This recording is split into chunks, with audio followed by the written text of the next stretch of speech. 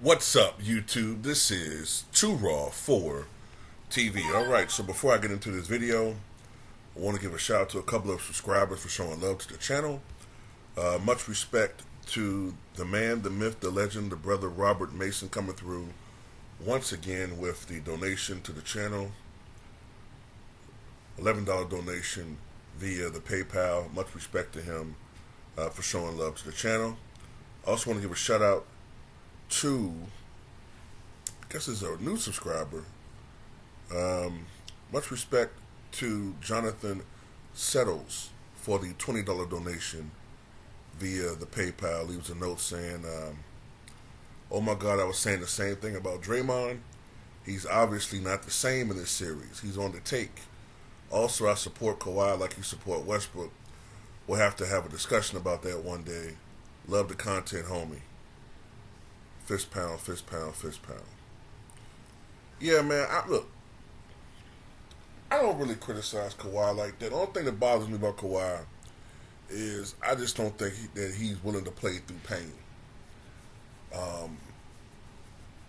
Different players have different pain thresholds. And I just think that him playing through pain, he don't like to do it. You know what I mean? I'm not saying playing through an injury, but the fact that he doesn't like to play back-to-backs, the fact that he misses 20 to 25 games a year on average since 2017, that indicates to me he doesn't like to play through really any type of pain. And to be in the NBA, especially as you get older, you know, as the season progresses, you're going to play through a lot of discomfort. The old school guys used to always say that they use the off season to recover. They let their bodies recover, actually get a little bit out of shape. When I say out of shape, I don't mean putting on 100 pounds, but they might gain 10 to 15 pounds. You know, let their bodies get out of shape, but their bodies are actually healing from the rigors of the regular season, and then they do it again. But anyway, much respect to you for showing love to the channel, man. So let's talk about this game 4 between the Phoenix Suns and the Denver Nuggets. You know, about 5 days ago, I guess, it looked like Denver was on the verge of taking over this series.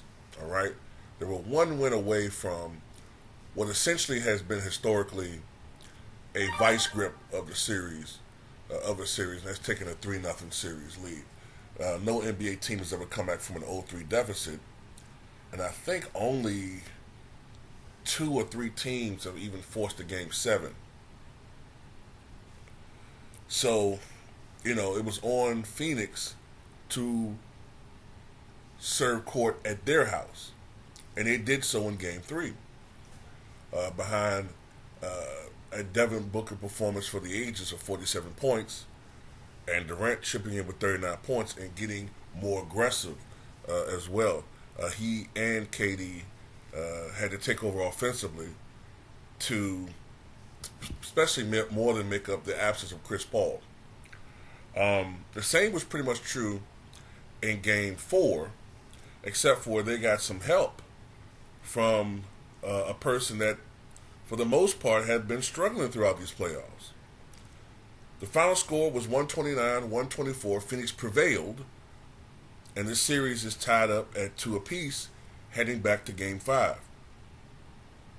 For the Phoenix Suns, both Kevin Durant and Devin Booker led the way with 36 points apiece.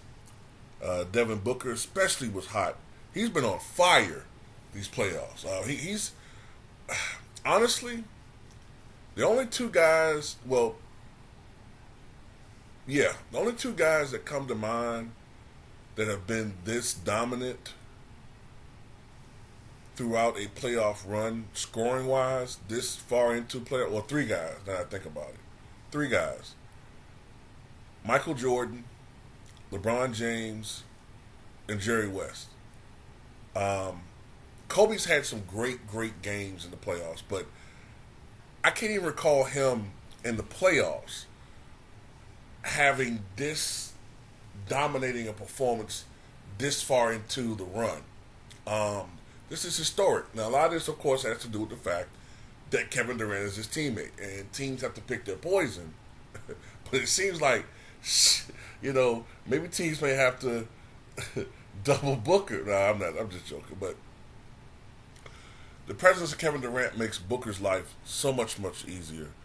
And when I'm looking at it, the last two games, I'm just checking something out here. The last two games, Booker has been 34 of 43 shooting from the floor. Did you hear me?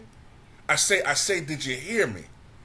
In the last two games, Devin Booker has converted 34 of 43 field goal attempts. This isn't a guy that's like Shaq or even Giannis scoring in the post. This is a guy, he's been taking it to the basket, but this is a guy that is more of a mid-range outside shooter. And he has just been drilling them. He's been on an unbelievable run. 36 points, 6 rebounds, 12 assists. Did have 5 turnovers, but, that's part of the game. Unless you're Russell Westbrook, then you have the worst hands in the history of basketball. Kevin Durant chipped in with 36 points himself, 11 rebounds, 6 assists, 2 steals, 1 block. Did have 5 turnovers. And those turnovers by those guys were hurting them down the stretch.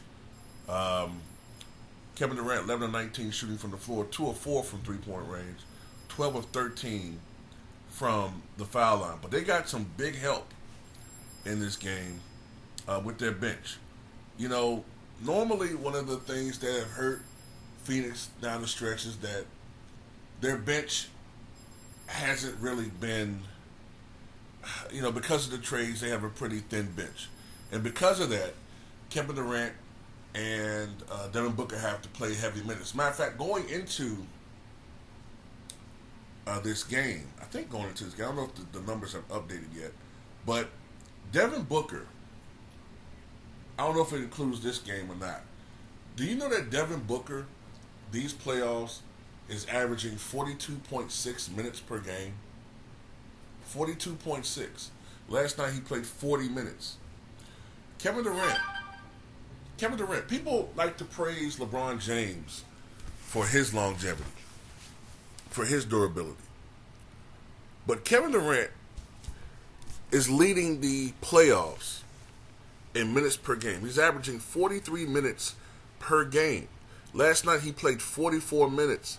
So these guys not only are they taking on the scoring load, but they have to, because of the lack of help, they have to be out there on the floor for virtually the entire game just to offset, the damage that Denver can do. The only thing if I'm a Phoenix fan, Phoenix Suns fan, the only thing I'm worried about is KD holding up because of the history of injuries. And, you worry about that. Last year, in that 4-game series against Boston, he led the playoffs in minutes per game. Not total minutes, obviously, but minutes per game. And in the year before that, when they went on that run when they were Brooklyn, 7 games with the Bucks, KD averaged over 40 minutes per game in that playoffs. And that's with help. So KD is a guy that you got to give it to him. He's a warrior, and he will go out there and give it all that he's got.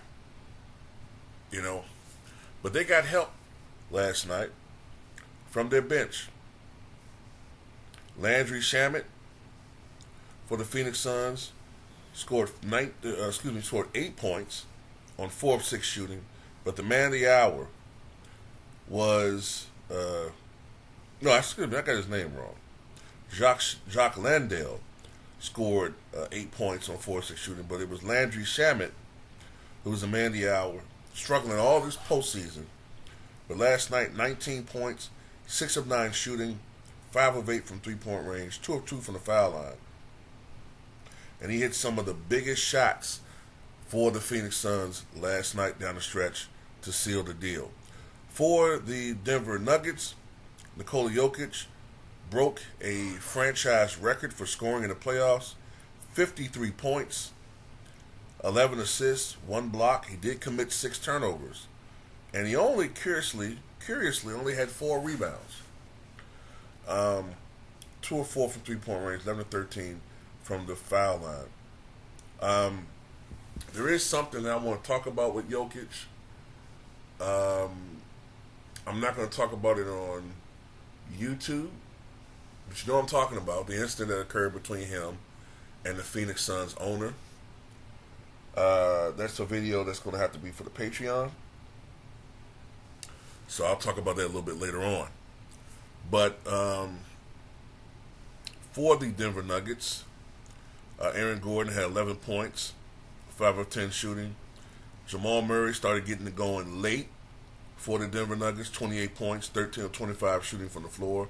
KCP, 10 points. Michael Porter Jr., 11 points. Bruce Brown had only 5 points in this game. Jeff Green, only 5 points. And, matter of fact, their bench only had 11 points. Christian Braun, 11 points. So it was a reversal.